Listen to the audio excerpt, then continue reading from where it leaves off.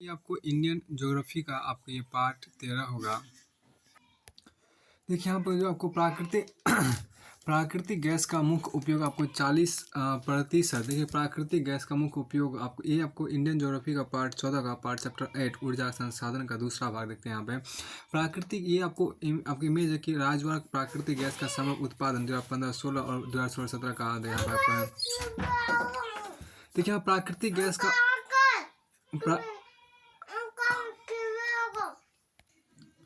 यहाँ जो देखिए आपको क्या है कि प्राकृतिक गैस का मुख्य उपयोग 40% रासायनिक खादों के उत्पादन में क्या आता है, लगभग 30% बिजली उत्पादन में तथा लगभग 10% द्रवित पेट्रोलियम गैस एलपीजी के उत्पादन में क्या आता है। 1990 के बाद प्राकृतिक गैस का उत्पादन अपूर्व रूप से बढ़ गया, परंतु फिर भी गैस का उत्पादन मांग की अपेक्षा कम है। इसके फल से बड़ी मात्रा में प्राकृतिक गैस का आयात किया जाता है। प्राकृतिक गैस सऊदी अरब, ईरान तथा अन्य खाड़ी के देशों से आयात की जाती है। तेल में देखिए, तेल उद्योग में सरकार की पहल देखिए, गवर्नमेंट एक मिनट यहाँ तेल उद्योग आपको सरकार की पहल है, गवर्नमेंट इनिशिएटिव और इन ऑयल इंडस्ट्री। देखिए सरकार खनिज तेल से भारत की शक्ति बढ़ाने में सक्रिय रही है। कुछ पहल और योजना नीचे दी गई। पहल के जैव डीजल कार्यक्रम देखिए 16 जनवरी 2015 को प्रारंभ हुआ। उपभोक्ताओं को डबछल द्वारा अधिकृत OMCS के संयुक्त उद्यम के निर्माताओं आपूर्तिकर्ताओं डीलरों द्वारा बायोडीजल B100 की सीधी बिक्री की अनुमति देना। प्रधानमंत्री उज्ज्वला योजना, भारत के प्रधानमंत्री द्वारा 1 मई 2015 को शुभारंभ। देखिए गरीबी रेखा से नीचे रहने वाली 5 करोड़ महिलाओं को 2016-17 से 3 साल के अंदर LPG कनेक्शन प्रदान करना। पहल इसे छोड़ दो। देखिए पहल इसे छोड़ दो। यह उन घरेलू LPG उपभोक्ताओं को प्रोत्साहित करेगा जो गैर सब्सिडी गैस की कीमत देने में सक्षम है, उस स्वेच्छा से इसे छोड़े। 1 जनवरी 2017 तक 1.05 करोड़ ग्राहकों ने LPG सब्सिडी छोड़ दी। फिर देखिए आपको हल्दिया, देखिए यहाँ पर क्या हल्दिया और बोकारो धामरा प्राकृतिक गैस लाइन परियोजना का निष्पादन। यह ₹12,940 करोड़ के निवेश की 2540 किलोमीटर लंबी परियोजना है। मंत्रालय द्वारा आपको 10 मिलियन घरों को PNG नेटवर्क से जोड़ने का लक्ष्य है। इथेनॉल सम्मिश्रण कार्यक्रम देखिए, ऑयल PSUs किसानों की आय बढ़ाने और पर्यावरण के गिरते स्तर को बचाने के लिए 11 राज्यों में 12 स्थानों पर दूसरी पीढ़ी के इस्तेमाल संयंत्रों की स्थापना कर रहा है। अब देखिए विद्युत इलेक्ट्रिसिटी की बात है। विद्युत प्रदूषण रहित ऊर्जा का एक महत्वपूर्ण स्रोत है। यह जल, कोयला, खनिज तेल, प्राकृतिक गैस, परमाणु खनिज से उत्पादित की जाती है। विद्युत पवन ऊर्जा और सौर ऊर्जा, गैस, जैव गैस, बायोगैस, समुद्री तरंग, भूताप, डायरी फैक्ट्री तथा ड्राई बैटरी से भी विद्युत उत्पन्न किया जा सकती है। विद्युत तुलनात्मक रूप से सस्ता, परिवहन तथा प्रदूषण रहित होता है। इसे नवीनीकृत भी किया जा सकता है। इन लाभों के कारण विद्युत दिन प्रतिदिन लोकप्रिय होता जा रहा है। विद्युत की प्रति व्यक्ति खपत सामाजिक, आर्थिक तथा मानव विकास का एक प्रमुख सूचक है। भारत में विद्युत की प्रति व्यक्ति खपत 350 किलोवाट घंटा है, जो विश्व 1000 किलोवाट तथा संयुक्त राज्य अमेरिका 7000 किलोवाट के आंकड़े से बहुत कम है। तालिका 8.7 में यह देखा जा सकता है कि विभिन्न स्रोतों द्वारा देश में विद्युत की कुल प्रति स्थापित क्षमता 1950-1951 में 2.3 हजार मेगावाट थी, जो 2005-06 में बढ़कर 150,000 मेगावाट हो गई। इनमें से सबसे अधिक प्रतिस्थापित क्षमता तापीय विद्युत की है, जो कुल प्रतिस्थापित क्षमता का लगभग 63% है। भारत में विद्युत उत्पादन, भारत में पहला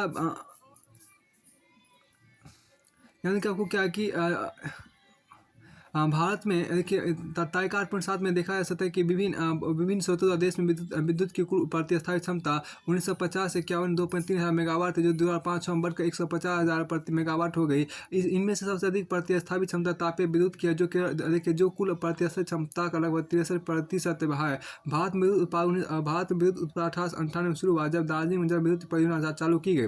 भारत में पहला ताप बिजली संयंत्र 1899 में कोलकाता में स्थापित किया गया। तमिलनाडु में मेट्रो तथा कर्नाटक में शिव समुद्रम परियोजना की शुरुआत की। आलम में ताप बिजली निगम National Thermal Power Corporation NTPC की स्थापना 1975 में की गई। 1975 में आपको की गई, जिसके द्वारा देश के विभिन्न भागों में कई ताप बिजली केंद्र स्टेशन स्थापित किए गए, जो मुख्यतः कोयले पर आधारित थे। देखिए यह तालिका 8.7 में देखा जा सकता है कि 2009-10 से 2018-19 के बीच परंपरागत साधनों से विद्युत के उत्पादन में वृद्धि हुई है।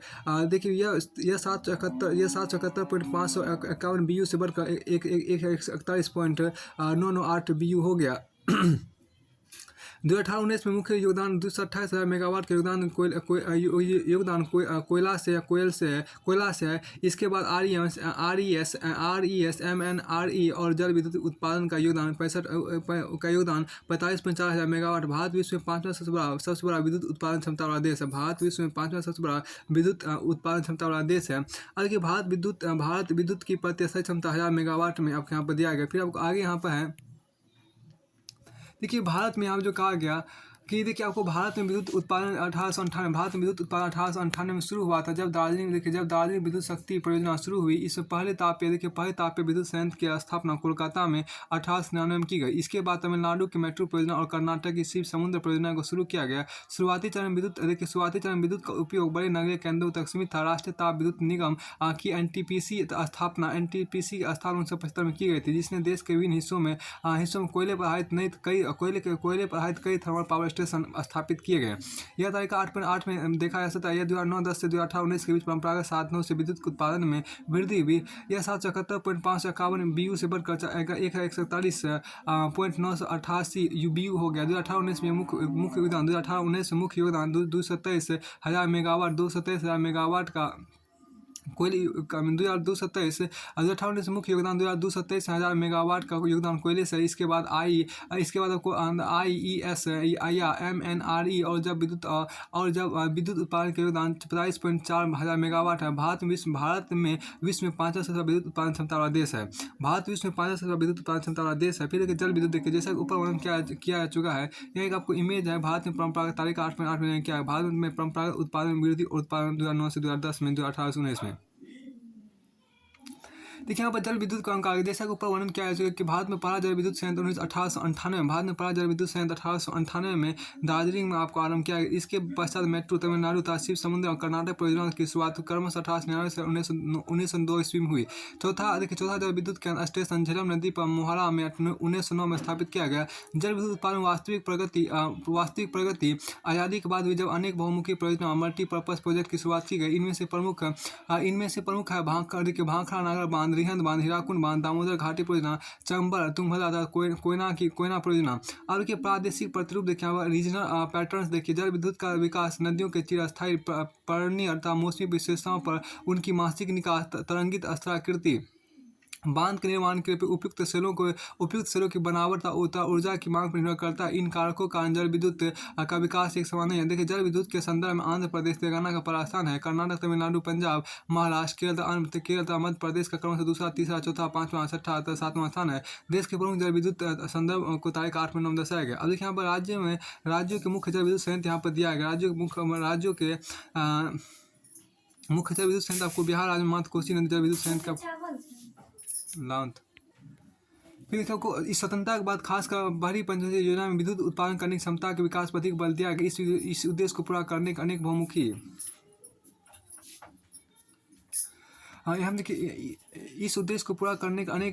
परियोजनाओं की शुरुआत की गई। कुछ प्रमुख बहुमुखी परियोजनाओं का सचिव वर्णन दिया गया है। संचिव वर्णन नीचे दिया गया। अब यहाँ पर जो आपको था कि राज्य मुख्य जल विद्युत संयंत्र, उसका हम बाद में देखेंगे। इनपुट डाटा जरूरत पड़ेगा तो फिर उसको लिया जाएगा, छोड़ दिया जाएगा।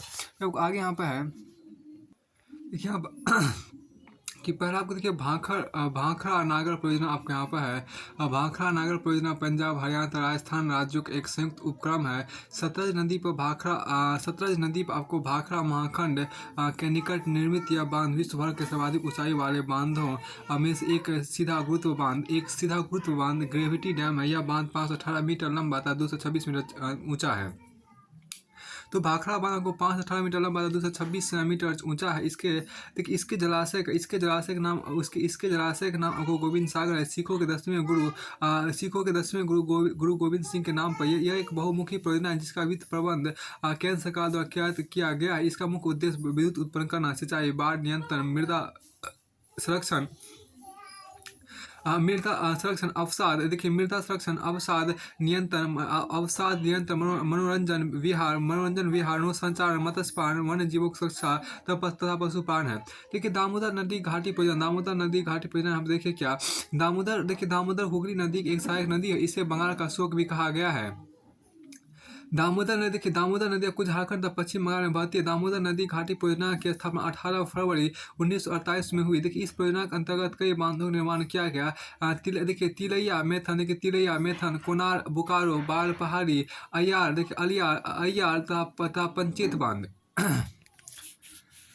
फिर आपको आगे हम देखिए क्या कि तिलैया बांध, देखिए तिलैया बांध, देखिए यहाँ पर तिलैया बांध का निर्माण बराक नदी पर किया गया हुआ। ये देखिए यह इस क्षेत्र का एकमात्र ठोस कंक्रीट बांध है। यहाँ से देखिए यहाँ 2000 किलोवाट के पावर स्टेशन स्थापित किए गए। यह बांध 40,000 हेक्टेयर भूमि की सिंचाई करता है। यह बाढ़ के नियंत्रण में भी कारगर साबित हुआ है। इस बांध का निर्माण आपको 1953 में पूरा कर लिया गया। इसके भूमिगत पावर स्टेशन की प्रति स्थापित क्षमता 60,000 किलोवाट है, देखिए जो सस्ते दर पर कोडरमा तथा हजारीबाग के अवरक खानों को विद्युत प्रदान करता है। फिर आपको आगे हम देखिए क्या कोनार बांध, देखिए यहाँ पर कोनार बांध का निर्माण आपको कोनार नदी पर किया गया। कोनार नदी हजारीबाग जिले में दामोदर की सहायक नदी। इस बांध का निर्माण 1955 में पूरा कर लिया गया। यह मिट्टी से निर्मित बांध है जिसका अधिप्रवण मार्ग स्पिलवे ठोस कंक्रीट है। सिंचाई तथा विद्युत के अतिरिक्त यह बोकारो इस्पात संयंत्र को जल प्रदान करता है। इस बांध के निकट स्थित जल विद्युत केंद्र 40,000 किलोवाट विद्युत उत्पन्न करता है। मैथन बांध देखिए आपको यहाँ मैथन डैम का निर्माण आपको बराक नदी पर बराकर तथा दामोदर नदियों के संगम के निकट किया गया है। यह 56 मीटर ऊंचा बांध है। इस बांध के निर्माण को 1958 में पूरा कर लिया गया। यह बांध को 50,000 हेक्टेयर यह बांध को 50,000 हेक्टेयर कृषि भूमि की सिंचाई हेतु जल प्रदान करता है। इसका भूमिगत विद्युत के अंदर 60,000 देखिए आपको 60,000 किलोवाट विद्युत उत्पन्न करता है। पंचेत देखिए यहाँ पर क्या पंचेत बांध, देखिए पंचेत डैम, देखिए पंचेत बांध का निर्माण आपको दामोदर नदी पर किया गया है। तो यह मैथन बांध से लगभग 20 किलोमीटर दूर दक्षिण में स्थित है। यह 45 किलोमीटर ऊंचा तथा 2545 मीटर लंबा बांध है। इस बांध के निकट विद्युत केंद्र की प्रतिशत क्षमता 40,000 किलोवाट है। यह बांध लगभग आपको 3 लाख हेक्टेयर कृषि भूमि की सिंचाई करता है। दूरहस्ती परियोजना, देखिए दूरहस्ती प्रोजेक्ट देखिए यहाँ पर देखिए दूरहस्ती परियोजना का निर्माण आपको जम्मू प्रखंड के डोडा जिले में चिनाब नदी पर किया गया। इस परियोजना का मुख्य उद्देश्य चिनाब नदी के पानी का उपयोग कर बिजली उत्पन्न करना था, ताकि राज्य के मुख्य नगरों की बिजली की मांग को पूरा किया जा सके। जिसमें आपको श्रीनगर तथा जम्मू भी शामिल, जिसमें श्रीनगर तथा जम्मू भी शामिल है। इस परियोजना की शुरुआत 1986 में की गई। गांधी सागर परियोजना हम देखिए क्या गांधी सागर परियोजना का निर्माण चंबल नदी पर किया गया। गांधी सागर बांध की प्रतिस्थापित क्षमता 115 किलोवाट है। यहाँ 5 जनरेटर स्थापित किए गए, जिनमें 4 की क्षमता 2300 किलोवाट है तथा 1 की क्षमता 2700 किलोवाट है। यह निकटवर्ती राजस्थान तथा मध्य प्रदेश के क्षेत्रों को विद्युत तथा सिंचाई के जल प्रदान करता है। हीराकुंड परियोजना देखिए हीराकुंड प्रोजेक्ट, इस परियोजना के निर्माण को महानदी नदी पर हुआ। इस परियोजना के लिए वित्त का प्रबंधन केंद्र सरकार द्वारा किया गया। हीराकुंड 14 किलोमीटर लंबा बांध, इसे विश्व का सबसे लंबा बांध माना जाता है। इस परियोजना के अंतर्गत महानदी नदी पर 3 बांध हीराकुंड, टिकरापात तथा नारज का निर्माण शामिल है। एक नए अध्ययन के अनुसार हीराकुंड परियोजना के क्षेत्र में बाढ़ तथा सूखे की समस्या बढ़ गई है। अवसाद भरने के कारण जलाशय की संग्रहण क्षमता घट गई है, जिसके कारण महानदी के निचले जलग्रहण क्षेत्र में बाढ़ का प्रकोप देखा जा सकता है। और देखिए नागर परियोजना, देखिए आपको नागर प्रोजेक्ट देखिए नागर बांध का निर्माण भाखड़ा बांध के अनुप्रभाव में 13 किलोमीटर दूर नागर में हुआ। यह लगभग आपको 30 मीटर ऊंचा, 305 मीटर लंबा तथा 121 मीटर चौड़ा बांध है। इसका मुख्य उद्देश्य बिजली उत्पन्न करना है। यह भाखड़ा नहरों को जल की आपूर्ति भी करता है। देखिए जमहार सागर बांध, देखिए जमहार सागर डैम, देखिए जमहार सागर बांध का निर्माण को राजस्थान राज्य में राणा प्रताप बांध के उत्तर में किया गया। यह एक बहुमुखी परियोजना है, जिसका निर्माण बिजली उत्पन्न करने, बाढ़ को नियंत्रित करने के तथा जल ग्रहण क्षेत्र में सिंचाई की सुविधा के लिए किया गया। कोसी परियोजना कोसी नदी को बिहार का शोक कहा जाता है।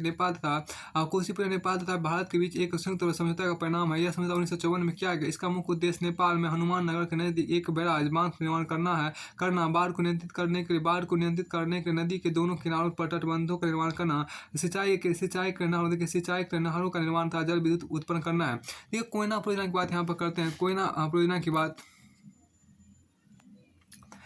देखिए यहाँ पर क्या है कि कोयना परियोजना आपको देखिए कोयना प्रोजेक्ट देखिए यह महाराष्ट्र राज्य के देखिए यह महाराष्ट्र राज्य के सतारा जिले में एक बहुमुखी परियोजना है। इसकी प्रतिस्थापित क्षमता आपको 880 मेगावाट है। यहाँ से उत्पन्न जल विद्युत द्वारा सतारा, सोलापुर, सांगली, कोल्हापुर तथा पुणे की मांगों को पूरा किया जाता है। देखिए मत्स्यकुंड परियोजना देखिए आपका मत्स्यकुंड परियोजना आंध्र प्रदेश और उड़ीसा से उठाया गया एक संयुक्त कदम है। यह बांध 54 मीटर ऊंचा तथा 410 मीटर लंबा है। यह मुख्यतः एक जल विद्युत परियोजना है जो 115 मेगावाट विद्युत उत्पन्न करेगी। माही परियोजना देखिए आपको माही परियोजना इस परियोजना का निर्माण आपको माही नदी पर हुआ। इस नदी का उद्गम स्थान मध्य प्रदेश में विंध्य पहाड़ी है। यह परियोजना पूरा होने पर 40 मेगावाट जल विद्युत उत्पन्न करेगा तो 80,000 हेक्टेयर कृषि या भूमि सिंचाई संभव होगी। आप देखिए मयूराक्षी परियोजना देखिए मयूराक्षी हुगली नदी एक सहायक नदी। यह छोटा नागपुर पठार से निकलती है तथा झारखंड एवं पश्चिम बंगाल से होकर गुजरती है। एक बहुमुखी परियोजना है जिसके द्वारा 4000 किलोवाट विद्युत उत्पन्न की जाती है। इससे 3 लाख हेक्टेयर भूमि की सिंचाई की जाती है। मुर्शिदाबाद वीरभूम देखिए मुर्शिदाबाद वीरभूम पश्चिम बंगाल तथा संथाल परियोजना झारखंड की विद्युत आपूर्ति इस परियोजना के द्वारा की जाती है। मेट्रो बांध देखिए आपको मेट्रो डैम देखिए मेट्रो बांध का निर्माण आपको नीलगिरी में कावेरी नदी के एक सहायक नदी पर 1937 में किया गया।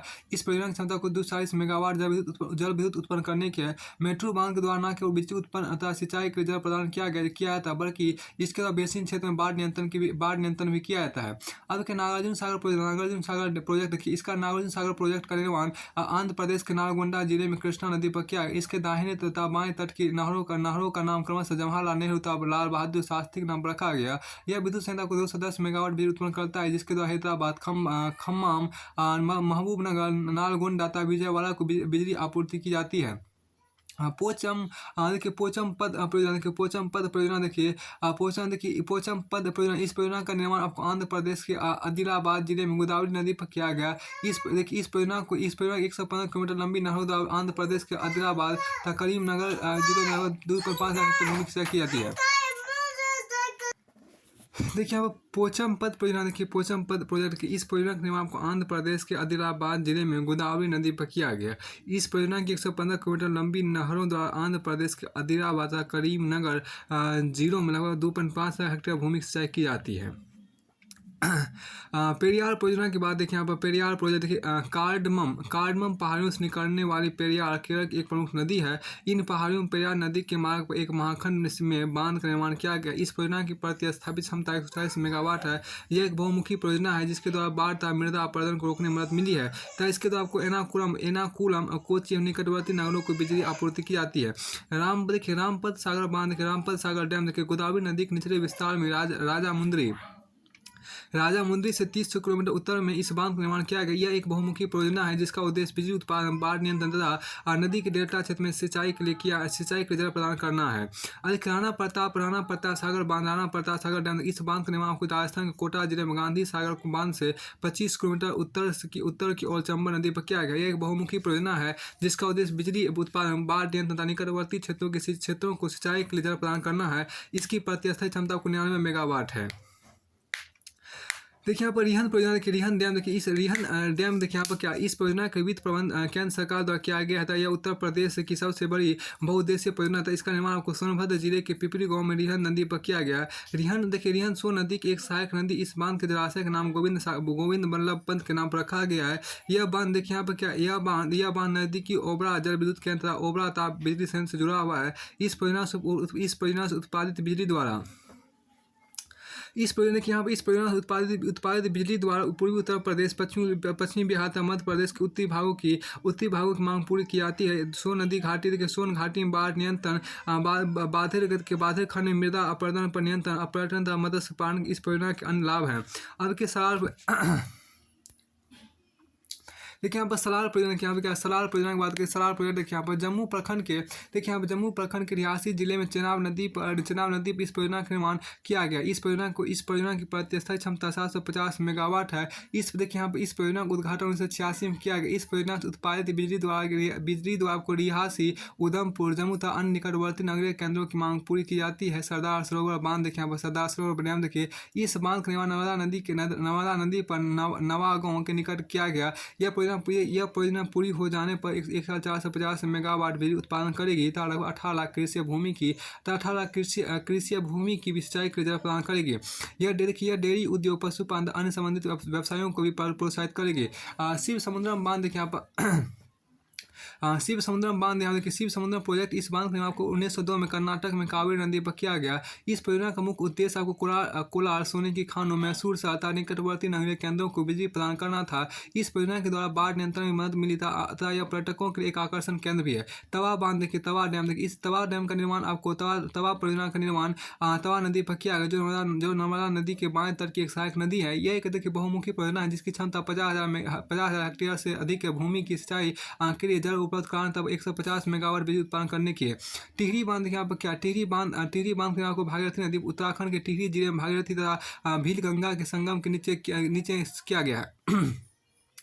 इस परियोजना की रूपरेखा योजना आयोग द्वारा 1972 में तैयार की गई तथा इस प्रकार 1975 में शुरू हुआ। इस परियोजना का कार्यान्वयन रूस की तकनीकी तथा आर्थिक सहायता से संभव हो रहा है। इस परियोजना से उत्तराखंड तथा पश्चिमी उत्तर प्रदेश में 2.74 लाख हेक्टेयर भूमि की सिंचाई हो रही है तथा 1,000 मेगावाट बिजली उत्पादित कर। इस परियोजना के बारे में कुछ गंभीर आपत्ति उठाई गई क्योंकि इससे पर्यावरण तथा पारिस्थितिक तंत्र पर प्रतिकूल प्रभाव पड़ेगा और चूंकि इस परियोजना का निर्माण देश के एक अत्यधिक भूकंप प्रवण क्षेत्र में किया गया।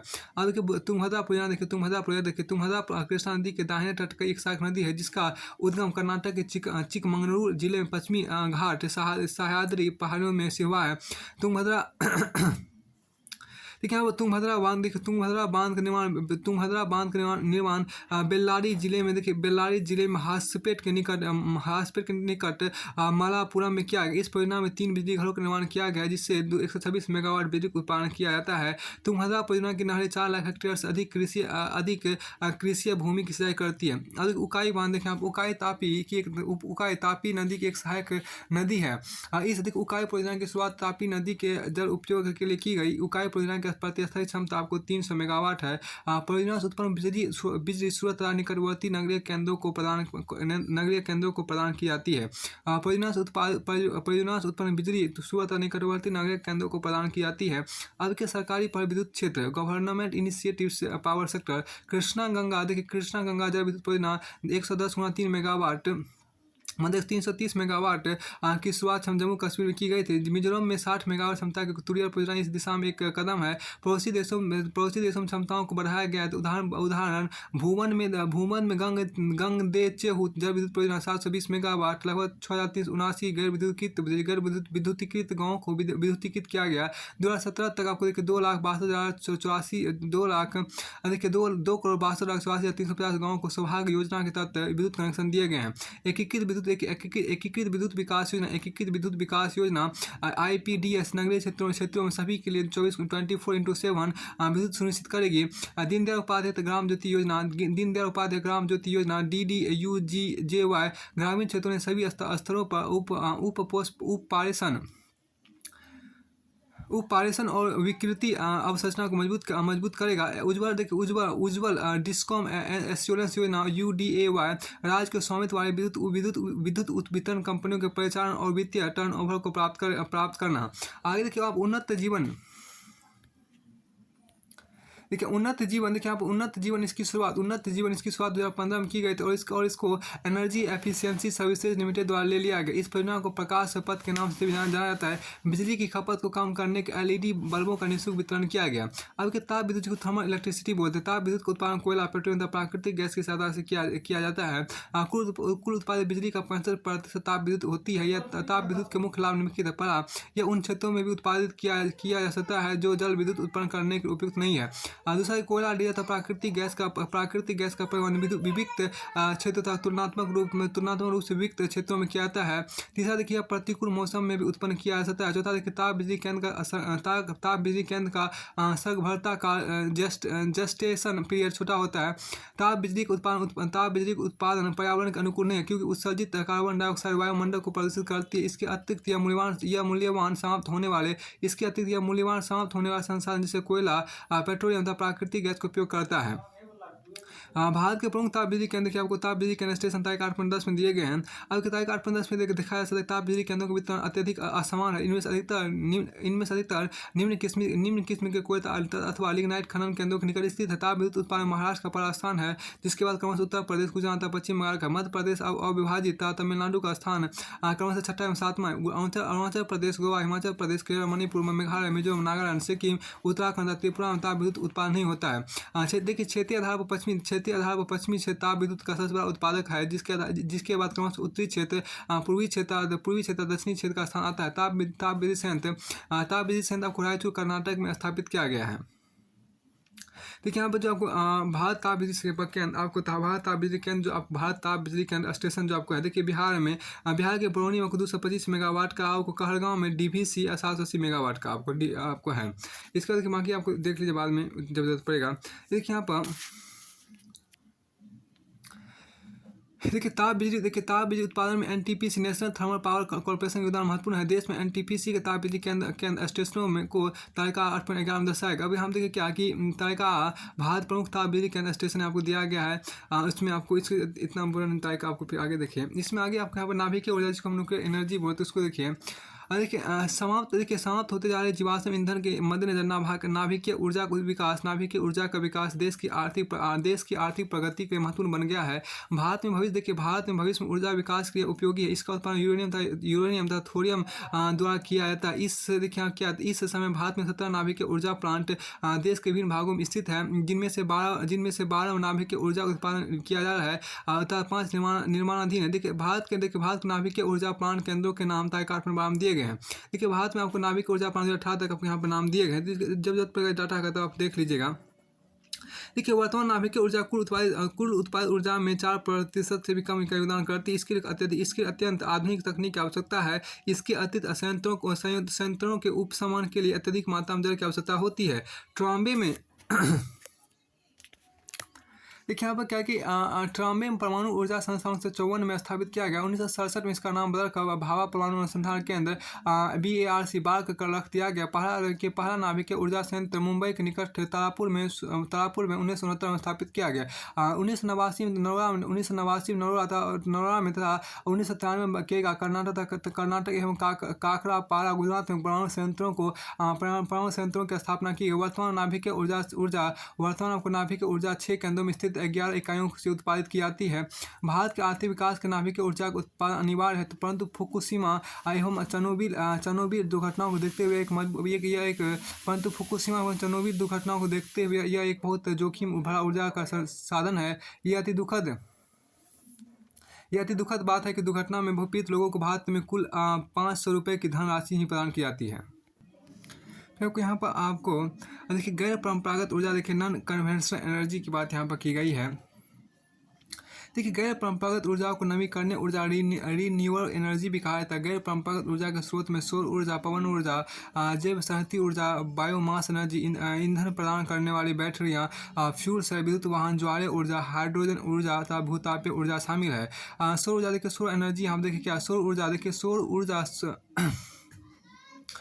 सौर ऊर्जा गैर परंपरागत ऊर्जा का एक मुख्य स्रोत है। सौर ऊर्जा कभी न समाप्त होने वाली विश्वस्त प्रदूषण मुक्त ऊर्जा है। इसका उपयोग पानी गर्म करने में, वाटर हीटर, बिजली उत्पन्न करने वाले यंत्रों में, स्थान गर्म करने के लिए, मत्स्य पालन के विकास में, वातानुकूलन में, प्रशीतन में तथा जल के बहुमुखी इस्तेमाल में किया जाता है।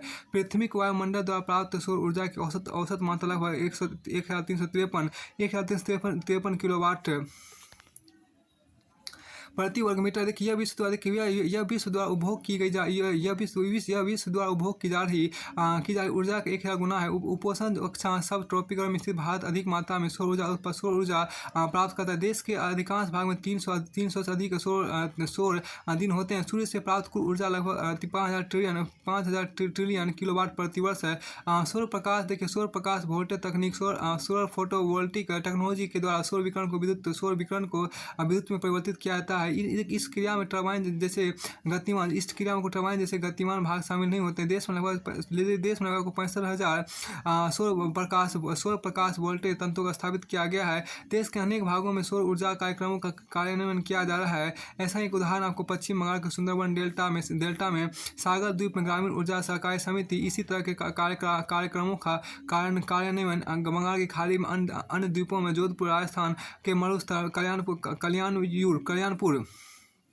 अलीगढ़ तथा कोयम्बटूर में किया जा रहा है। देखिए पवन ऊर्जा विंड एनर्जी यहाँ देखिए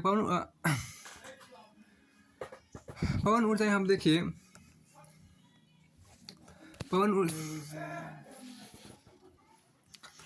पवन ऊर्जा जिसको विंड एनर्जी बोलते हैं। पवन गैर परंपरागत ऊर्जा का एक प्रमुख स्रोत है। देखिए यह सस्ती प्रदूषण मुक्त पर्यावरण अनुकूल ऊर्जा है जिसका विकास जीवाश्म ईंधन के स्रोत परंपरागत ऊर्जा के स्रोत से दूर जगहों पर किया जा सकता है। प्राचीन काल से इसका उपयोग आपको नौचान तथा पवन चक्की में किया जा रहा है। पवन ऊर्जा उत्पादन में भारत का स्थान विश्व में संयुक्त राज्य अमेरिका, स्पेन, जर्मनी तथा चीन के पश्चात 5वां है। पवन ऊर्जा उत्पन्न करने के पवन की गति 5 किलोमीटर प्रति घंटे से अधिक होनी चाहिए। गुजरात के तटीय क्षेत्रों कर्नाटक, मध्य प्रदेश, राजस्थान, तमिलनाडु, महाराष्ट्र, केरल, ओडिशा, पश्चिम बंगाल, उत्तराखंड, जम्मू कश्मीर, लक्षद्वीप, अंडमान एवं निकोबार द्वीप के अनेक भागों में पवन की गति 10 किलोमीटर से अधिक होती है। राजस्थान और लद्दाख में पवन की गति में उपयुक्त एकरूपता देखी जा सकती है। यहाँ पवन चक्की का उपयोग पवन ऊर्जा को काम में लाने के लिए किया जाता है। भारत में पवन ऊर्जा की कुल क्षमता 20,000 मेगावाट से अधिक है। पवन ऊर्जा परियोजना का कार्यान्वयन देश के लगभग 22 राज्यों में किया जा रहा है। गुजरात और तमिलनाडु में पवन ऊर्जा की सबसे अधिकतम क्षमता गुजरात और तमिलनाडु में पवन ऊर्जा की सबसे अधिकतम क्षमता है। एशिया का सबसे बड़ा पवन ऊर्जा संयंत्र लंबा गुजरात में है। एशिया का सबसे बड़ा पवन ऊर्जा संयंत्र लंबा गुजरात में है। देश में सबसे अधिक पवन टरबाइन तमिलनाडु में मुपंडर पेरुगुडी कन्याकुमारी के निकट में स्थापित किया गया है। यहाँ एक ही जगह पर पवन संयंत्रों का एक बड़ा केंद्रीकरण पवन संयंत्रों का एक बड़ा केंद्रीकरण है। पवन ऊर्जा प्रौद्योगिकी केंद्र चेन्नई में स्थापित किया गया। पवन ऊर्जा ई-स्टेट संयुक्त क्षेत्र निजी क्षेत्र द्वारा लगाए जा रहे हैं। तमिलनाडु कन्याकुमारी जिले मुख्य मंडल देखिए तमिलनाडु कन्याकुमारी जिले में मुख्य मंडल पवन ऊर्जा के लिए एक बहुत ही महत्वपूर्ण साइट है। भारत में सर्वाधिक पवन ऊर्जा क्षमता कर्नाटक, गुजरात, राजस्थान और तमिलनाडु में है। पवन ऊर्जा उत्पादन की क्षमता 1 लाख देखिए यहाँ पर 1,02,788 मेगावाट अनुमानित है। 71 मेगावाट विद्युत क्षमता का स्थापना 92 राज्यों में 33 स्थानों पर की गई है। ये आशा की जाती है देखिए यहाँ पर क्या ये आशा की जाती है कि 2019 तक पवन ऊर्जा क्षमता में 3 से 3.5 GW का सुधार आएगा। देखिए जेसर में भारत का सबसे बड़ा अपतटीय वायु फार्म 99 मेगावाट पवन शक्ति परियोजना के साथ दमनजोरी में है। फिर आपको यहाँ देखिए राजवाड़ एवं वर्षवार पवन ऊर्जा क्षमता मेगावाट में हम दिया गया है। अब देखिए सागरीय ऊर्जा जिसको हम लोग सागरीय ऊर्जा या ओशन एनर्जी जिसको बोलते हैं उसको समझिए। देखिए ज्वारीय तरंगे तथा सागरीय तरंग इस देखिए यहाँ पर क्या कि ज्वारीय तरंग तथा सागरीय तरंग इस ऊर्जा के प्रमुख स्रोत है। भारत की एक लंबी तटरेखा है 6100 किलोमीटर से अधिक, लेकिन सागरीय ऊर्जा उत्पादन यहाँ अत्यंत सीमित है। इस ऊर्जा उत्पादन के लिए उपयुक्त क्षेत्र है देखिए खंभात की खाड़ी, दूसरा देखिए कक्ष की खाड़ी, तीसरा देखिए हुगली का ज्वार नदमुख जिसको हम एस्टोरी कहते हैं। एस्टोरी एक मिनट फिर देखिए यहाँ पर एस्चुअरी कहते हैं। अब हम देखिए एक आंकड़न के अनुसार को भारत तट 40,000 मेगावाट बिजली उत्पन्न करने की क्षमता रखते हैं। तिरुवनंतपुरम वीजीगाम में एक संयंत्र स्थापित लगाया गया है जो सागरीय तरंगों से 150 मेगावाट बिजली उत्पन्न करता है। सागरीय ऊर्जा का उपयोग देखिए में सबसे बड़ी बात है इसके हेतु किए गए निर्माण का अत्यधिक लागत है। देखिए जैव ऊर्जा जिसको हम बायो एनर्जी बोलते हैं। देखिए जैव ऊर्जा एक साफ सुथरा स्रोत है जिसके द्वारा ग्रामीण लोगों की जीवन शैली, स्वच्छता तथा स्वास्थ्य में सुधार लाया जा सकता है। यह तकनीक आपको देखिए, यह तकनीक को वायु रहित जैव पदार्थों का अपघटन शरण पर आधारित है, जिसके द्वारा गैस उत्पन्न की जाती है। बायोगैस को देखिए, बायोगैस का उपयोग आपको खाना पकाने तथा रोशनी के लिए किया जाता है। एक आंकड़े के अनुसार भारत में 25,000 मिलियन त्रिघाती मीटर बायोगैस उत्पन्न करने की क्षमता है। इस प्रक्रिया से बचे हुए गाड़े का उपयोग खाद के रूप में किया जाता है। बायोगैस के द्वारा ग्रामीण घरेलू ईंधन की जरूरतों को पूरा किया जाता है लगभग 50% तक। इसके अतिरिक्त इससे 7 million ton nitrogen, 3 million ton phosphate और 5 million ton potassium, 50 million ton से अधिक वानस्पतिक खाद उत्पन्न की जा सकती है। अब की भूतापीय ऊर्जा हम यहाँ देखिए जियो थर्मल एनर्जी कहते हैं। भारत में भूतापीय ऊर्जा की सीमित क्षमता है। एक आंकड़े के अनुसार भारत में इसकी क्षमता लगभग 600 मेगावाट है। भारत में 115 गर्म पानी के झरने हैं तथा 350 ऐसे स्थान जहाँ भूतापीय ऊर्जा उत्पन्न की जा सकती है। देखिए अब क्या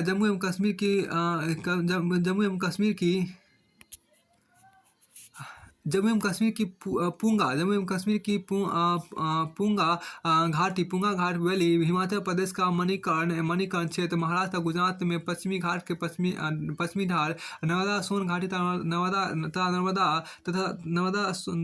सोन घाटी तथा दामोदर घाटी ऐसे प्रमुख क्षेत्र जहां भूतापीय ऊर्जा उत्पन्न की जा सकती है। आता है 8.14 में यह देखा जा सकता है कि उत्तर प्रदेश में बायोगैस उत्पादन की सबसे अधिक क्षमता देखिए। तारीख 8 में यह देखा जा सकता है कि उत्तर प्रदेश में बायोगैस उत्पादन की सबसे अधिक क्षमता है तथा इसके बाद मध्य प्रदेश, आंध्र प्रदेश, बिहार का स्थान आता है। उत्पादन के मामले में महाराष्ट्र 70%, गुजरात 62%, कर्नाटक 45% अग्रणी राज्य है। गोबर जल देखिए, गोबर जल मौजूदा स्थान कमी कारण एवं देश के कुछ भागों में निम्न तापमान के कारण खासकर जाड़े के मौसम में बायोगैस के उत्पादन पर प्रतिकूल प्रभाव पड़ा है। अब के भारत के मुख्य राज्यों में जैव गैस का उत्पादन 2015 में दिया गया डाटा उतना महत्वपूर्ण है, जब होगा देख लिया जाएगा। अब ऊर्जा संकट एनर्जी क्राइसिस देखिए, जनसंख्या में वृद्धि तथा प्रति व्यक्ति आय बढ़ने के कारण ऊर्जा की मांग बढ़ गई है। खासतौर पर परंपरागत स्रोत वाली ऊर्जा की मांग। भारत में ऊर्जा की खपत 12% प्रति वर्ष अधिक की दर से बढ़ रही है। ऊर्जा की कमी के कारण आपको बारंबार बिजली का काटना, लोड शेडिंग, कारखानों का बंद होना इत्यादि देखा जा सकता है, जिसके कारण कृषि एवं औद्योगिक उत्पादन घट गया है।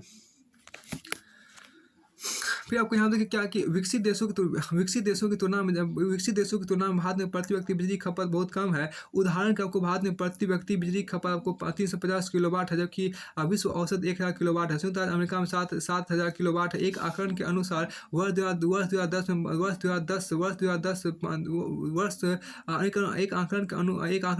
2010 मेगावाट में देश में बिजली की मांग 2010 में देश में बिजली की मांग 1,75,500 मेगावाट होगी, जबकि वास्तविक प्रत्याशित क्षमता आपको 90,000 मेगावाट है। वर्ष 2010 के आपको 50,000 मेगावाट अतिरिक्त प्रत्याशित क्षमता की जरूरत है। भारत में कोयले के भंडार का वितरण असमान है, इसलिए उनका परिवहन ताप बिजली संयंत्रों में अधिक महंगा है। ऊर्जा के क्षेत्र का कुप्रबंधन तथा बिजली घरों को कम क्षमता, मजदूरों की समस्या, बिजली की चोरी तथा बिजली की बर्बादी ने देश में ऊर्जा की समस्या को अधिक गहरा कर दिया है। फिर आपको आगे हम देखिए क्या कि ऊर्जा संरक्षण, एनर्जी कंजर्वेशन। यहाँ पे देखिए आप ऊर्जा के परंपरागत स्रोत जीवाश्म ईंधन सीमित समाप्त होने वाले स्रोत है। वही ऊर्जा के गैर परंपरागत स्रोत पर्याप्त रूप से विकसित नहीं है। ऊर्जा संरक्षण हमारी जीविका तथा आने वाली पीढ़ी की जीविका के अति आवश्यक है। ऊर्जा संरक्षण के लिए उठाए जाने वाले कदम निम्नलिखित है। आप देखिए गैर परंपरागत ऊर्जा के स्रोत के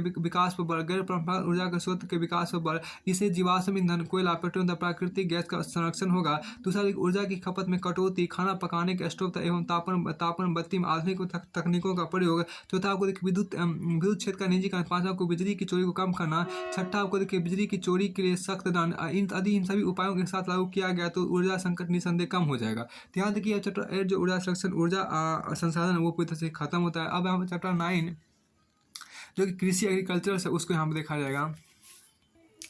देखिए यहाँ पर कृषि एग्रीकल्चर की बात करते हैं। भारत में कृषि को कई भागों में बांटा गया। पहले देखिए भूमि उपयोग के रूप में बांटा गया, फिर आपको कृषि के निर्धारित तत्व के रूप में बांटा गया, फिर आपको ढांचा और कृषि निवेश, फिर आपको ढांचा और कृषि निवेश में बांटा गया, फिर आपको क्रांतियों में आपको यहाँ बांटा गया।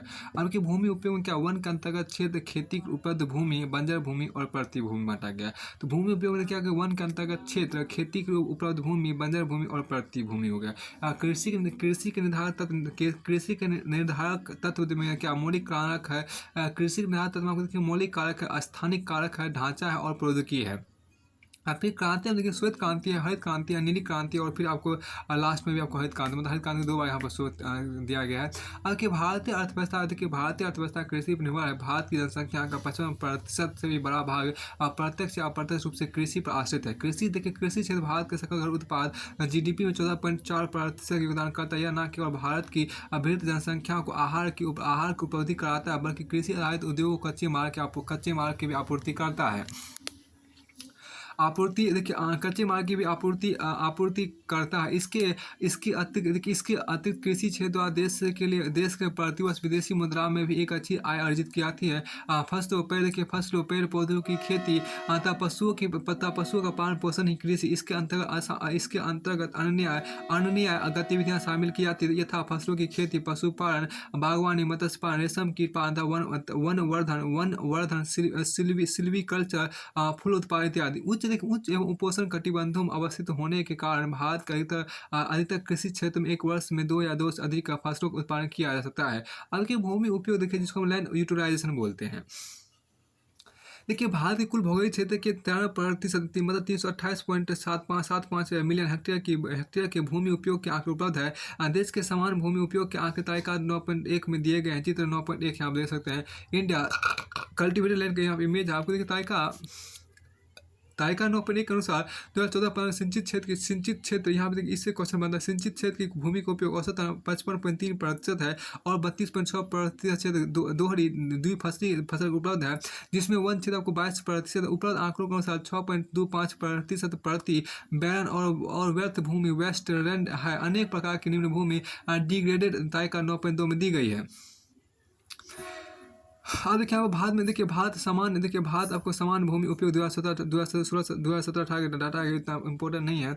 अब आगे यहाँ पर कहा गया कि फिर उसके बाद यहाँ पर एक मैप आपको दिया गया इंडिया नेट सोन एरिया, मतलब भारत शुद्ध बोए गए क्षेत्र का आपको इमेज है जो 2016 कहीं आपको इंडिया अनप्रोडक्टिव वेस्ट लैंड का आपको दिया गया है इमेज, जो कि आपको बंजर भूमि 2017-18 का तारीख आपको है। अब हम देखिए जो आपको कहा तालिका 9.2 के परीक्षण से पता चलता है कि बंजर भूमि झाड़ियों या गैर झाड़ी वाले अधिसूचित वनों या निम्नलिखित अधिसूचित वनों का हिस्सा क्रमशः 19.40% और 14.06% है। निम्न और बंजर भूमि के सदुपयोग से न केवल अतिरिक्त कृषि भूमि अर्जित करने में सहायता होगी, बल्कि पारिस्थितिकी और पर्यावरण को भी लाभ पहुंचाएगा। अब देखिए भूमि निम्नीकरण के कारण देखिए आपको भूमि निम्नीकरण के कारण तालिका 9.2 में आपको भूमि निम्नीकरण के कारण आपको यहाँ पर भूमि निम्नीकरण के कारण आपको नियंत्रीकरण के कारक आपको ये डाटा उतना इंपॉर्टेंट नहीं है जो कृषि मंत्रालय भारत सरकार का स्रोत है। आपके नगर भूमि बिना वृक्ष और पौधे के आवरण अत्यधिक आत्माधिक निम्नीकरण हो सकती है। देखिए नगर भूमि बिना वृक्ष और पौधे का आवरण आत्माधिक निम्नीकरण साथी है, जबकि वायु मिट्टी का आवरण उड़ा ले जाती है। तालिका 9.2 में आपको दिया गया है। फिर उसमें क्या कि जबकि तटीय क्षेत्रों में उत्तम हरियाली आवरण और आर्द्रता से आर्द्रता से 0.84% ही क्षति संभव होती है। अब देखिए भारतीय कृषि विशेषताएं और समस्याएं देखिए characteristics and problems of Indian agriculture की बात यहाँ पर की गई है। जैसा कि ऊपर कहा गया कि भारतीय अर्थव्यवस्था कृषि पर निर्भर है। भारत के लोगों की सामाजिक आर्थिक स्थिति, राष्ट्रीय राजनीति और लोगों का पूर्ण जीवन कृषि से प्रत्यक्ष रूप से नियंत्रित होता है। वस्तुतः भारतीय कृषि एक अपनी अलग विशेषता है। भारतीय कृषि कुछ महत्वपूर्ण विशेषताएं और समस्याएं नीचे दी गई है। पर आपको देखिए यहाँ पर क्या जीवन कृषि निर्वाह कृषि देखिए सबसिस्टेंट इनकैरेक्टर देखिए सबसिस्टेंट यहाँ पर क्या सबसिस्टेंस इन क्राइसिस। देखिए जीवन निर्वाह कृषि देखिए यहाँ पर क्या जीवन निर्वाह कृषि यहाँ पर कहते हैं सबसिस्टेंट इन कैरेक्टर। देखिए जीवन निर्वाह प्रकृति जिसको बोलते हैं सबसिस्टेंट इन कैरेक्टर। देखिए 11 पंचवर्षीय योजनाओं को लागू किए जाने के बावजूद भारतीय कृषि अधिकतर भागों में जीवन निर्वाह प्रकृति है। खेती और किसान अनाज का उत्पादन स्वयं परिवार के उपयोग के लिए करता है। देश के गिने चुने क्षेत्र जहाँ सिंचाई युक्त भूमि उपलब्ध है, जैसे कि पंजाब, हरियाणा, पश्चिमी उत्तर प्रदेश तथा कावेरी दोआब, केवल वहीं कृषि का विकास बाजार उन्मुख मार्केट ओरिएंटेड है। जैसे देखिए जनसंख्या का भारी दबाव, हैवी प्रेशर ऑन पॉपुलेशन। देखिए भारतीय कृषि पर जनसंख्या का भारी दबाव है। देश के 55% लोग कृषि पर निर्भर है। वर्तमान में प्रति व्यक्ति कृषि भूमि मात्र 0.10 हेक्टेयर है, जबकि 1951 0.30 हेक्टेयर प्रति व्यक्ति था। विश्व की औसत प्रति व्यक्ति कृषि भूमि उपलब्धता 4.5 हेक्टेयर है। जनसंख्या की तीव्र वृद्धि होने के कारण कृषित भूमि पर अधिक दबाव है। खाद्यान्न की प्रधानता देखिए, प्रीडोमिनेंस ऑफ फूड ग्रेन्स देखिए, खरीफ ग्रीष्म एवं रबी शीत दोनों ही फसलों में भारत के सकल कृषि क्षेत्र में खाद्यान्नों की बहुलता होती है। यहाँ जहाँ चावल, मक्का, ज्वार, मिलेट्स, बाजरा, रागी, तिलहन एवं दलहन प्रमुख खरीफ फसलें हैं, वहीं वहीं रबी फसलों में गेहूँ, चना, मटर, मसूर और जौ की भागीदारी 3/4 से भी अधिक है। मिश्रित खेती देखिए, आपको मिक्स क्रॉपिंग देखिए, देश के वर्षा सिंचित क्षेत्रों में मिश्रित खेती का होना आसान है। किसान खरीफ मौसम में चावल, मोटे अनाज और दलहन फसलों तथा रबी मौसम के गेहूँ, चना और जो खेती करते हैं। झूम खेती के झूमिंग में 10 से 16 मिश्रित फसलें एक ही खेत में बोई जाती है। मिश्रित खेती करने के पीछे मूलतः अच्छी खेती का आशा है, जिससे कृषि का अधिकतम लाभ प्राप्त हो सके। अगर मानसून समय पर सफल होता है तो चावल की पैदावार अच्छी होगी, और अगर मानसून से असमय होता है तो कम पानी वाले फसलों जैसे ज्वार, मक्का, बाजरा और दलहन की पैदावार अच्छी होगी। मिश्रित खेती आपको जीवन निर्वाह खेती की विशेषता है।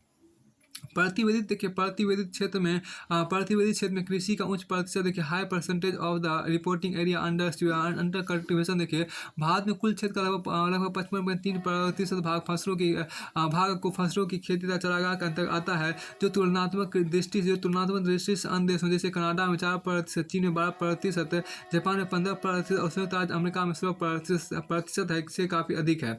जोत का छोटा आकार और विखंडन देखिए, small size of holding and fragmentation of field देखिए, कृषि जोत क्षेत्र के 70% से भी अधिक भाग या तो छोटे और सीमांत आकार के हैं, अर्थात 1 हेक्टेयर से कम है। देखिए छोटे आकार के जोत के मुख्य जिम्मेदार कारक सामाजिक, आर्थिक, मुख्यतः उत्तराधिकार के नियम है। छोटे आकार की जोत तथा विखंडित जोत आधुनिक कृषि के लिए उपयुक्त नहीं है।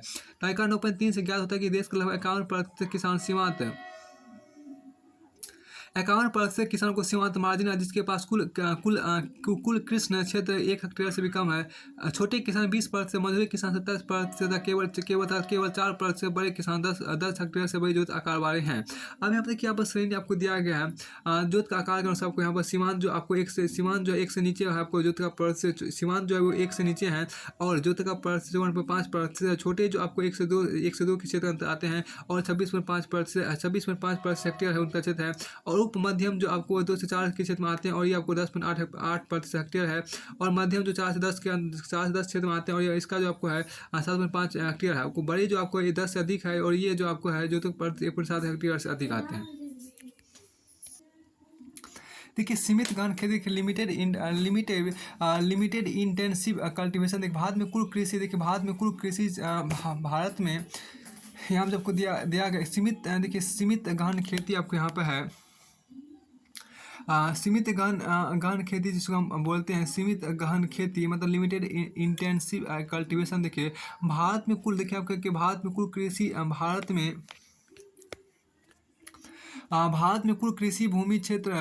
कुल कृषि भूमि क्षेत्र के केवल 1/3 भाग पर द्विफसली या बहुफसली खेती की जाती है। इसमें द्विफसली क्षेत्र को बढ़ाना मुश्किल है, जब तक कि नहर और नलकूपों को बढ़ावा देने के भारी निवेश नहीं किया जाता। पारंपरिक तकनीक देखिए, प्रिमिटिव टेक्नोलॉजी हम देखिए,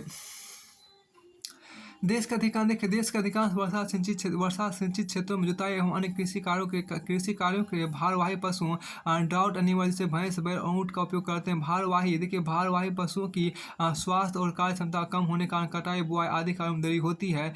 श्रम गहन कृषि देखिए, लेबर इंटेंसिव एग्रीकल्चर। भारत में कृषि मुख्यतः मजदूर पर आश्रित है, जिसमें कृषि का अधिकांश कार्य जैसे कि जुताई, खेत का समतल करना, बुआई, कटाई, छिड़काव इत्यादि कार्य मनुष्य के हाथों द्वारा पूरा किया जाता है। मशीनों का उपयोग अभी भी देश के कुछ बड़े किसानों द्वारा ही किया जाता है। देखिए वर्षाधारित कृषि देखिए, यहाँ पर रेन फेड एग्रीकल्चर देखिए। वर्षा आधारित कृषि देखिए, रेनफेड एग्रीकल्चर देखिए, देश का एक बहुत बड़ा भाग 55% से भी अधिक कृषि ग्रीष्म मानसून पर निर्भर। देखिए, मानसून की अनिश्चितता और इसकी विषमता भारतीय कृषि उत्पादकता और उत्पादन दोनों ही पर प्रतिकूल प्रभाव डालता है। देश के मात्र 42% कृषि क्षेत्र जिन पर सिंचाई सुविधा उपलब्ध है, पर ही किसान कृषि उत्पादन को लेकर विश्वस्त रहते हैं। अब देखिए, क्या दलहन एवं चारा फसलों की कम भागीदारी, देखिए less area under leguminous crops, देखिए मृदा में नाइट्रोजन नियत करने वाले दलहन फसलों की खेती घटती जा रही है। इस कारण मृदा की उर्वरता घटी है। इसी प्रकार को चार फसलों के अंतर्गत देश का मात्र 4% कृषि क्षेत्र में ही आता है। चारे कमी तक देखिए, चारागाहों की कमी कारण देश के दूध उत्पादन पर प्रतिकूल प्रभाव पड़ रहा है। हालांकि भारत में विश्व के सर्वाधिक मवेशी हैं, फिर भी मवेशी उत्पादों के क्षेत्र में इसका स्थान नाम मात्र का है। देखिए, पारंपरिक कृषि देखिए, आपको ट्रेडिशनल आपको देखिए, पारंपरिक कृषि ट्रेडिशनल बॉन्ड एग्रीकल्चर हम देखिए, भारतीय कृषि अभी बड़े अर्थों में परंपरावादी है। इसकी स्थापना शताब्दियों पूर्व एक आत्मनिर्भर अर्थव्यवस्था के रूप में हुई थी, जो न केवल जातिगत व्यावसायिक ढांचों में गढ़ी गई थी, बल्कि इसमें अनुपस्थित एवं परजीवी भूस्वामियों का भी बोलबाला रहा था। इन संस्थानिक कारकों एवं परंपरागत कृषि स्वरूप के कारणों से भारतीय कृषि का आधुनिकीकरण का कार्य काफी दूर और मंद रहा है। निम्न उत्पादकता, लो प्रोडक्टिविटी, देखिए निम्न उत्पादकता भारतीय कृषि की प्रमुख समस्या है। दूसरे देशों की तुलना में भारत में कृषि उत्पादकता काफी निम्न है। देखिए, काफी निम्न है। निम्न उत्पादकता के लिए जिम्मेदार कारकों मृदा की निम्न उर्वरता, निम्न उत्पादकता के जिम्मेदार कारकों मृदा की निम्न उर्वरता, खाद्य उर्वरकों एवं फसलों के तार्किक चक्रण की अनुपस्थिति को माना जाता है। पर रासायनिक उर्वरकों के निम्न स्तरीय उपयोग को चित्र 9 पर 5 दर्शाया गया है। आपके चावल उत्पादकता की अंतर्राष्ट्रीय तुलना मीट्रिक टन हेक्टेयर आपको यहाँ पर दिया गया है, ताकि 9 इसके उतना इंपॉर्टेंट डाटा नहीं है। आपके गेहूँ उत्पादकता की अंतर्राष्ट्रीय तुलना आपको यहाँ पर गेहूँ उत्पादकता की अंतर्राष्ट्रीय तुलना टन हेक्टेयर आपको दिया गया, ये भी उतना महत्वपूर्ण डाटा नहीं है। फिर यहाँ पर मैप आपको देखिए, इंडिया कंजम्पशन ऑफ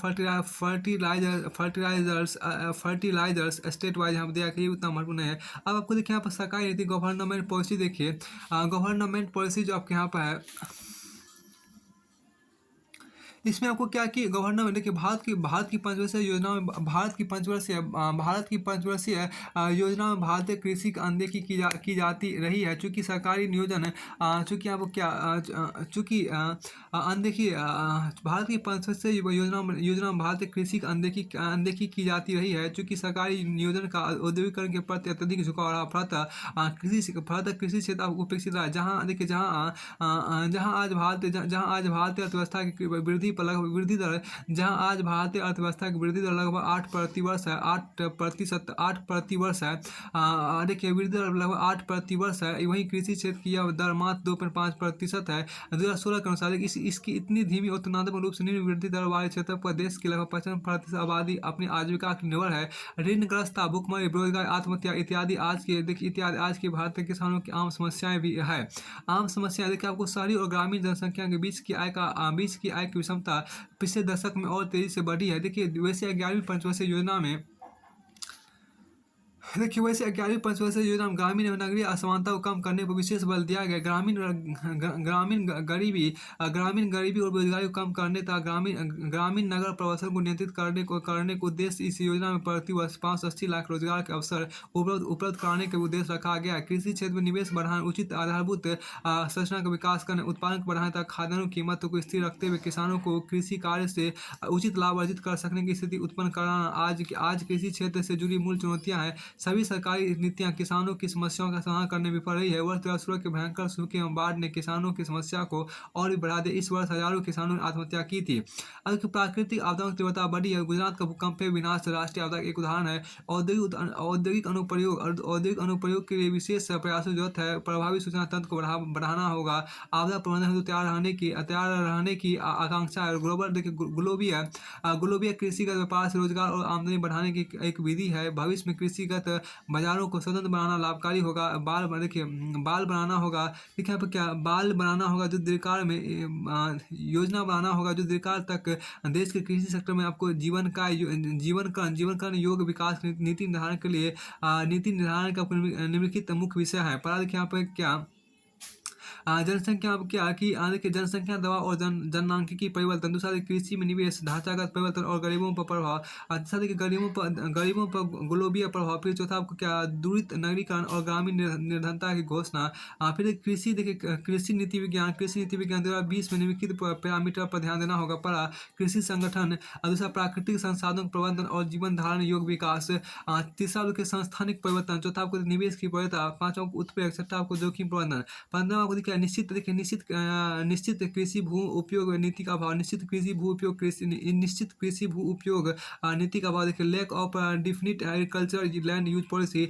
देश में कृषि भू उपयोग की स्पष्ट नीति का विकास नहीं हो पाया है। किसान फसल उत्पादन अपनी सुविधा के अनुसार करता है। यही कारण है कि भारत में कृषि वर्ष किसी विशेष कृषि उत्पाद की बहुलता तो कभी कमी देखी जाती है। देखिए यही कारण है कि भारत में कृषि वर्ष किसी विशेष कृषि उत्पाद की बहुलता तो कमी देखी जाती है। कमी की स्थिति में उन उत्पादों की मूल्य में वृद्धि होती है, वहीं बहुलता की स्थिति में किसानों को अपने उत्पाद प्याज, आलू, टमाटर और अन्य सब्जियों को लाभकारी मूल्य नहीं मिलता था। किसान गन्ने की फसलों को जला भी डालते। उल्लेखनीय है कि वर्ष 2015-16 में अरहर एवं उड़द की दालों के भाव 200 रुपये प्रति किलो को पार कर गए थे। अब देखिए भंडारण एवं विपणन सुविधाओं का अभाव, देखिए lack of marketing and shortage facilities. देखिए कृषि उत्पादों के उचित भंडारण एवं विपणन सुविधाओं के नहीं होने के कारण किसान अपने उत्पादों को लाभकारी मूल्यों पर बेचने से वंचित रह जाता है। इन कारणों से मुनाफा मध्यस्थों, कमीशन एजेंट और व्यापारियों द्वारा हड़प लिया जाता है। देश के कुछ राज्यों पंजाब, हरियाणा, महाराष्ट्र, गुजरात, आंध्र प्रदेश को छोड़कर शेष सभी जगहों पर यह अभाव व्याप्त है। समाज में कृषि कार्य की निम्न प्रतिष्ठा, लो status of agriculture in society. अब देखिए भारत में कृषि कार्य एक निम्न प्रतिष्ठा और व्यवसाय माना जाता है। पढ़े लिखे युवक कृषि कार्य की जगह नौकरी करना, विशेषकर सरकारी, अधिक पसंद करते हैं। इन कारणों से कृषि कार्य में संलग्न किसानों में एक हतोत्साहन की भावना स्थिति देखी जाती है। दूसरी तरफ धनी किसान अपने कृषिगत लाभ को गैर कृषिगत क्षेत्रों में निवेश करता है ताकि तुलनात्मक रूप से अधिक लाभ अर्जित किया जा सके। देखिए प्रति वर्ष गांव से शहरों की और उच्च स्तरीय भौतिक प्रयास जारी है। कृषि को पुनः प्रतिष्ठित करने की घोर आवश्यकता है। अब 18 देखिए काश्तकारी भू धारण, देखिए लैंड टेनेसी। देखिए भारतीय कृषि की निम्न उत्पादकता और उत्पादन के लिए इसकी आर्तार्किक भू धारण लैंड टेनेसी प्रणाली भी जिम्मेदार है। बहुधा कृषि भूमि के स्वामी अनुपस्थित भूस्वामी है, जिनकी जमीन पर बटाईदार कृषि कार्य कर रहे हैं। चूंकि कृषि कार्य में संलग्न किसान वास्तविक भूस्वामी नहीं है, अतः वह उचित कृषि प्रबंधन और आधुनिकीकरण इत्यादि पहलुओं पर ध्यान नहीं देता।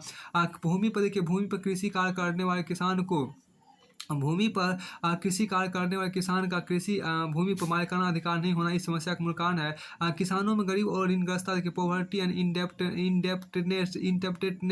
इंडेप्टेडनेस ऑफ द फार्मर्स। देखिए जीवन निर्वाह कृषि व्यवस्था में ऋणग्रस्तता एक आम समस्या है, लेकिन भारत में समस्या काफी बड़ी है। देश के 85% किसान ऋणों के बोझ तले दबे हुए हैं। पिछले दशकों में कई राज्यों में ऋणग्रस्तता के कारण किसानों द्वारा आत्महत्या की जाती रही। वर्ष 2016 में किसानों की आत्महत्या संख्या हजारों को पार कर गई। देश के छोटे और सीमांत किसान आज भी अपनी ऋण आवश्यकताओं के लिए असंगठित क्षेत्र के ऋणदाताओं, साहूकार, महाजन आदि पर निर्भर है, जिनके द्वारा अति शोषणकारी ब्याज दर 25-60% तक ऋण दिया जाता है। देखिए इनके कर्ज से मुक्ति पाने के क्रम में किसान अपनी जमीन तक को गिरवी रखता है, जो अंत ऋणदाताओं द्वारा हड़प ली जाती है। उल्लेखनीय है कि किसानों को ऋणग्रस्तता की इस समस्या से मुक्त कराने तथा उन संगठित क्षेत्र के बैंकों को पहुंचाने की दिशा में 11वीं पंचवर्षीय योजना में विशेष प्रावधान किए गए थे। आपको देखिए विस्तारण सेवाओं की अपर्याप्तता, देखिए आप इनएडिक्वेसी ऑफ एक्सटेंशन सर्विसेज। देखिए कृषि क्षेत्र के विकास के विभिन्न सरकारी संस्थानों द्वारा विकसित की जा रही तकनीकों को किसानों तक पहुँचाने की व्यवस्था अपर्याप्त है। इसके साथ ही किसानों के कौशल विकास का कार्य भी उचित स्तर पर नहीं किया जाता। अब देखिए अनुसंधान विकास लैक ऑफ एग्रीकल्चर रिसर्च। देखिए यहाँ पर कृषि विकास के अनुसंधान एवं विकास कार्यों में संलग्न सरकारी संस्थानों द्वारा इस दिशा में सक्रियता से ध्यान नहीं दिया गया है।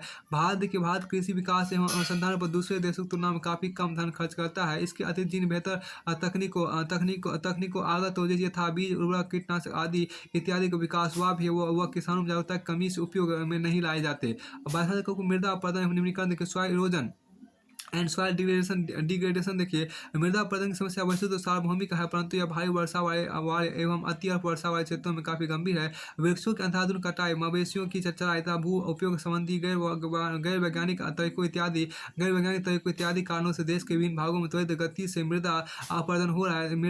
लेकिन इस कारण मृदा की उर्वरा शक्ति निम्नलिखित होती जा रही है। हालांकि मृदा संरक्षण संबंधी कार्यक्रमों को सन 1953 से ही लागू करना प्रारंभ कर दिया गया था, लेकिन इनके प्रभाव उत्साहजनक नहीं रहे हैं। आम आदमी में जागरूकता लाने और उसकी सहभागिता के बिना यह कार्य पूरा नहीं किया जा सकता।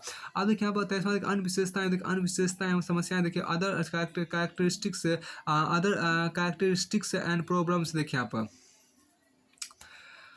ऊपर चर्चित तथ्यों के अतिरिक्त भारतीय कृषि के समक्ष और भी कई समस्या व्याप्त है, जिन कारणों से न सिर्फ कृषि क्षेत्र का उत्पादन स्तर कम है, बल्कि ग्रामीण विकास भी काफी निम्न है। जैसे कृषि क्षेत्र में बिजली, परिवहन और संचार की आय का आम कमी, अवैज्ञानिक कृषि पद्धति, कृषि कार्य के लाभकारी मूल्यों का नहीं मिलना, असाक्षरता, परंपरागत सोच, स्वास्थ्य सेवाओं की कमी, मवेशियों के अस्पतालों की कमी इत्यादि।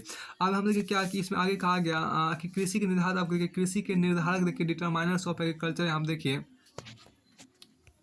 इसमें आपको यहाँ पर कृषि निधान में आपको यहाँ पर जो कहा गया, देखिए कृषि क्रियाएं देखिए, कृषि क्रियाएं फसल प्रारूप और उनकी उत्पादकता जलवायविक, सामाजिक, आर्थिक तथा सांस्कृतिक राजनीतिक कारकों द्वारा निर्धारित होती है। वास्तव में किसी भी क्षेत्र की कृषि निम्नलिखित कारकों द्वारा प्रभावित होती है। पहले के भौतिक कार्य, जिसमें आपको भू क्षेत्र या जिसको हम ट्रेन बोलते हैं, ट्रेन भू आकृति, जलवायु तथा मिट्टी आपको है। दूसरा को देखिए संस्थागत कारक देखिए, भू स्वामित्व, भू कास्ट का जोत का कार्य एवं खेत का कार्य देखिए। तीसरा को आधारभूत कारक देखिए, सिंचाई, विद्युत, यातायात, बाजार, साख, बीमा, अनुसंधान तथा भंडारण की सुविधा आपका है। चौथा आपको देखिए तकनीकी कार्य देखिए, अधिक उत्पादकता वाले बीज, HYV, रासायनिक खाद, कीटनाशक, कृषि एवं कृषि कार्य में लगे यंत्र।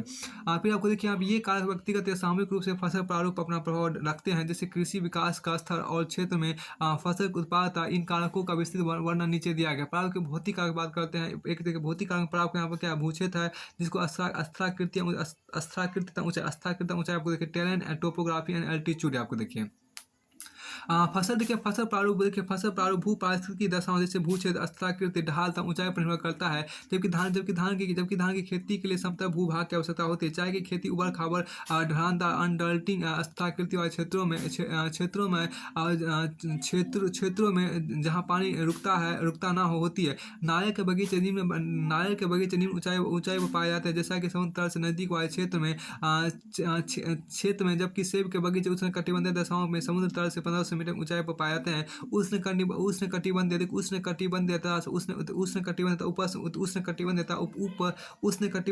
उष्णकटिबंधीय क्षेत्रों में समुद्र तल से 3500 मीटर से अधिक ऊंचाई पर कृषि कार्य प्राय नहीं किए जाते। अत्यधिक विरल वायु, कम दबाव, कम ताप तथा ऑक्सीजन की कमी अधिक ऊंचाई पर फसल के उत्पादन पर नकारात्मक प्रभाव डालते हैं तथा दूध उत्पादन के लिए भी बाधा उत्पन्न करते हैं। पर्वतीय क्षेत्रों की मिट्टी प्राय अविकसित होती है, जो कृषि के अनुपयुक्त होती है। अस्त्राकृतिक विशेषताएं वर्षा के वितरण को भी प्रभावित करती है। सामान्यतः पवनाभिमुख भाग, लीवार्ड साइड की अपेक्षा पवनाभिमुखी भाग अधिक वर्षा करते हैं। कृषि क्षेत्र में प्राप्त वर्षा की मात्रा उस क्षेत्र में बोई जाने वाली फसलों के चयन को निर्धारित करता है। ऊंचाई तथा ढाल के अभिमुखता के अतिरिक्त सतह की प्रकृति भी कृषि क्रियाकलापों को प्रभावित करती है। नालिकाओं वाली भूमि कृषि के लिए अनुपयुक्त होती है। मध्य प्रदेश, राजस्थान, उत्तर प्रदेश, चंबल नदी ने हजारों हेक्टेयर कृषि योग्य भूमि को बर्बाद किया है। हल्की जलवायु, जलवायु जिसको क्लाइमेट बोलते हैं। देखिए कृषि भूमियाँ क्या है, कृषि भू उपयोग और फसल प्रारूप को निर्धारित करने वाले सबसे प्रमुख कारकों में से एक है जलवायु।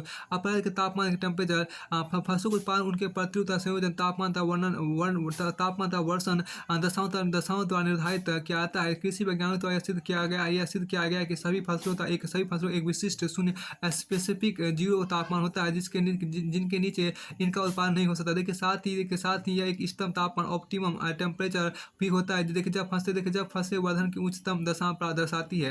देखिए फसल जीवन की प्रत्येक अवस्थाओं के लिए जैसे अंकुरण के समय, पतन के समय तथा फूल खिलने के समय, फल लगाने के समय विशिष्ट शून्यता अनुकूलतम तापमान का अलग-अलग स्तर बेहतर है। देखिए फसल वृद्धि के लिए तापमान की अधिकतम सीमा अधिक तापमान वाली दशाओं में 60 डिग्री सेल्सियस होती है। जैसे अगर आर्द्रता की आपूर्ति अपर्याप्त हो तो 40 डिग्री सेल्सियस ऊपर वाली फसलें सूख जाती है। इसकी तुलना में ठंडा तथा हिमांक तापमान पौधे के अंकुरण वृद्धि तथा कटाई पर अधिक वृद्धि तथा कटाई पर बहुत ही प्रतिकूल प्रभाव पड़ता है। चावल, गन्ना, जूट, कपास, मिर्च, टमाटर जैसी फसलें पाला की उपस्थिति में नष्ट हो जाती है। गेहूं तथा जौ के लिए न्यूनतम तापमान 5 डिग्री सेल्सियस, मक्का के लिए 10 डिग्री सेल्सियस और चावल के लिए 20 डिग्री सेल्सियस होता है। फिर आपको यहाँ देखिए अभी इसको यहीं तक आपको रखिए, इसके बाद आपको आगे दूसरे वीडियो में देख लीजिए।